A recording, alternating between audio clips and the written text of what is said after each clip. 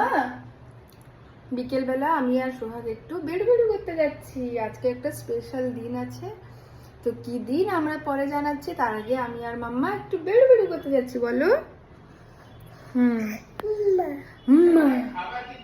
সন্ধেবেলা বাজারে বেরোবো ভেবেছিলাম, তারপরে দেখি মা মিষ্টিমাম বাজার টাজার করে চলে এসছে, আর বেরোলাম না। ওরা দেখো মেশোর জন্য একটা পাঞ্জাবি এনেছে আর সোহাগ বাবার জন্য ড্রেস এনেছে। এখন মোটামুটি সোহাগ বাবার ড্রেস যে যেখানে যায় ওর জন্যই আনে, আমাদেরকে সত্যি আনতেই হয় না, এমন অবস্থা। আর এদিকে সন্ধেবেলা আমরা স্টার্টারে বলেছিলাম ড্রাই চিলি মাশরুম দিতে, এটা কিন্তু ড্রাই দেয়নি, গ্রেভিওয়ালা দিয়ে দিয়েছে। ভেবেছিলাম যে আবার ফোন করে বলবো যে কেন দিয়েছে, আর বললাম না, আমরা ওটাই সবাই মিলে সন্ধেবেলা খেয়ে নিলাম। মিষ্টিমা মেশোর, হ্যাঁ আমাকে সাজিয়ে দেবে না, আমি তোমাদেরকে সাজিয়ে দেবো। মিষ্টিমা মেশোর আজকে 25 বছরের অ্যানিভার্সারি বলে কথা, শোনাই নেই, মিস করছি ঠিক আছে, কিন্তু তাছাড়াও আমরা বাড়িতে ছোটো করে করছি, কারণ ও আসতে পারবে না আজকে। তা বলে কি 25 বছর অ্যানিভার্সারি হবে না? নিশ্চয়ই হবে। শোনাই দেখুক ব্লগটা। তো স্টার্টারে আমরা ড্রাই কি দিয়েছিলি? Dry chilli garlic, dry chilli দেওয়া হয়েছিল, ড্রাই চিলি মাশরুম দেওয়া হয়েছিল। চলে এসছে গ্রেভিওয়ালাটা। আজ 25 বছরের অ্যানিভার্সারি আমার মিষ্টিমা মেশোর। ওরা চাইলে বিদেশে ঘুরে আসতে পারতো, এমনকি বিদেশে টিকিট কাটবেও ঠিক হয়ে গেছিলো, শুধুমাত্র আমাদের সবার টানে, তার সঙ্গে সোহাগের জন্য ওরা কিন্তু চলে এসছে এখানে। আর সোহাগকে সত্যি ওরা এত ভালোবাসে, আমি কি বলবো।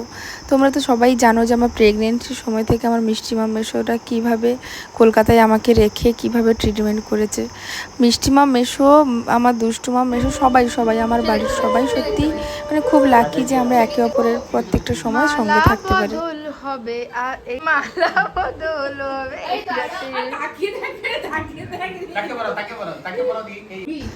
এখন মিষ্টিমামকে আমরা রেডি করাচ্ছি।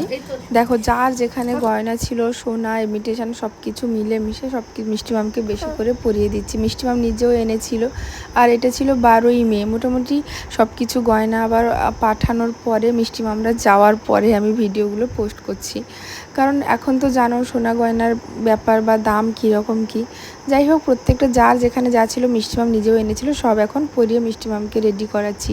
25 বছরের বিবাহবার্ষিকীটা আরও বড় করে সুন্দর করে করা উচিত ছিল, আর আমাদের আর হয়ে ওঠেনি। এখন সবাই যে যার ব্যস্ত, তো হয়ে ওঠেনি। আর ভাইও আসতে পারেনি, ভাই তো পুনেতে থাকে, আর ছেলে নেই বড় করে অনুষ্ঠান করবে, এরকম তো হয়ই না। এমনিতেই আমার মিষ্টিমাম প্রতিদিন খেতে বসলে যাই খাক, আলু সেদ্ধ ভাত খেলেও তার চোখে জল। আমার ছেলেটা সেখানে কি খাচ্ছে? অ্যাকচুয়ালি পুনেতে ওখানে এই ধরনের বাঙালি খাবার তো পাওয়া যায় না, আর যারা বাঙালি খাবারের স্বাদ পেয়েছে তারা বাইরের মনে হয় কোনো খাবারই ভালো লাগবে না। দেখো মিষ্টিমা মোটামুটি রেডি, আর অ্যানিভার্সারি কেকও চলে এসছে। এসেন্স বলে একটি ফেসবুক পেজ থেকে নিয়েছিলাম। আর আমরা সবাই অনেকটাই সাধারণভাবেই থাকি, আর আমরা খুবই সাধারণ মানুষ, আর আমাদের সাধারণ লাইফের তোমাদের সঙ্গে ভিডিওগুলো শেয়ার করি।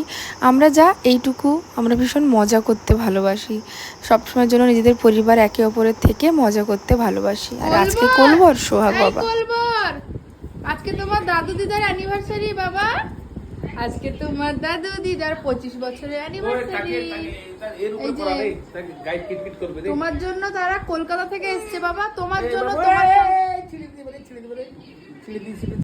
আমি তেমন কিছু বেরিয়ে কিনতে পারিনি, আমাদের তরফ থেকেই কেকটা ছিল গিফট। আর মা দিয়েছে কুর্তি, মিষ্টি মামকে, মেশোকেই পাঞ্জাবিটা দিয়েছে, দুষ্টু মামও খুব সুন্দর শ্রীলেদাসের ব্যাগ দিয়েছে, পার্স দিয়েছে। আমি সত্যি খুব একটা তেমন ভালো কিছু কিনতে পারিনি, ছোট বাচ্চা নিয়ে বেরোনো, মাকে বললে হয়তো আনা হতো, কিন্তু আর আনা হয়ে ওঠেনি।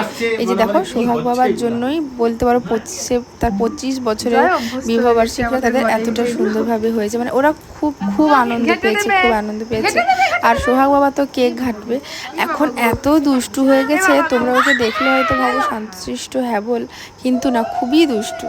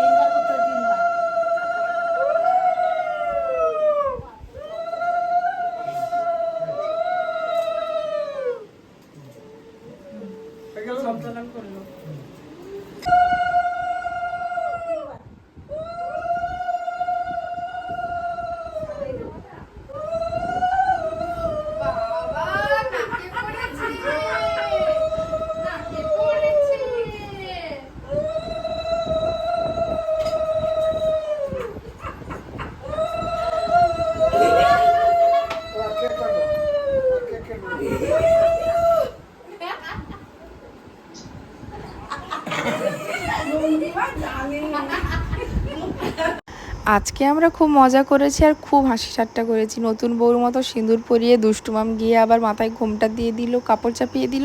তো এই সব ছোটোখাটো খুনসুটি তো আমার পরিবারে চলতেই থাকে। তোমরা যারা এখনও আমার চ্যানেলটি সাবস্ক্রাইব করোনি, প্লিজ আমার চ্যানেলটি সাবস্ক্রাইব করো, পাশে থেকো। আমি চেষ্টা করব তোমাদের ভালো ভালো ভিডিও দেওয়ার। আমার ফেসবুক পেজেও আমি অনেক ভিডিও দিই, স্পর্ধাস প্রিয়া ভ্লগ নিউ, আর ইউটিউব চ্যানেল স্পর্ধাস প্রিয়া ভ্লগ, তোমরা তো জানোই। তো যাই হোক, এখন আমাদের অনুষ্ঠান কমপ্লিট হয়েছে, এরপর রাতে খাওয়া দাওয়া হবে। আজকে এই মিষ্টি মাম এসে বললো কোনো রান্নাবান্না না, কারণ রান্নাবান্নার দিকে তোরা সবাই চলে গেলে মজা করাই হয় না, আর শুধু খাওয়ার দিকেই মন পড়ে থাকে, ওই জন্য রেস্টুরেন্টে অর্ডার দেওয়া হবে। তো রেস্টুরেন্টে অর্ডার দেওয়া হয়েছিল আজকে হান্ডি চিকেন, তারপর হান্ডি মাটন, তার সঙ্গে ছিল ফ্রাইড রাইস। আর আমি না ফ্রাইড রাইস খুব একটা পছন্দ করি না, আমার জন্য ছিল বিরিয়ানি। রান্নাগুলো কিন্তু চিকেনটা খুবই ভালো ছিল, মাটন তো খাই না, মাটন টেস্টও করিনি। তো বন্ধুরা, তোমরা আমার চ্যানেলে আর কীরকম ভিডিও দেখতে চাইছো অবশ্যই আমাকে কমেন্ট করে জানিও, আমি সেরকম ধরনের ভিডিও দেওয়ার চেষ্টা করব।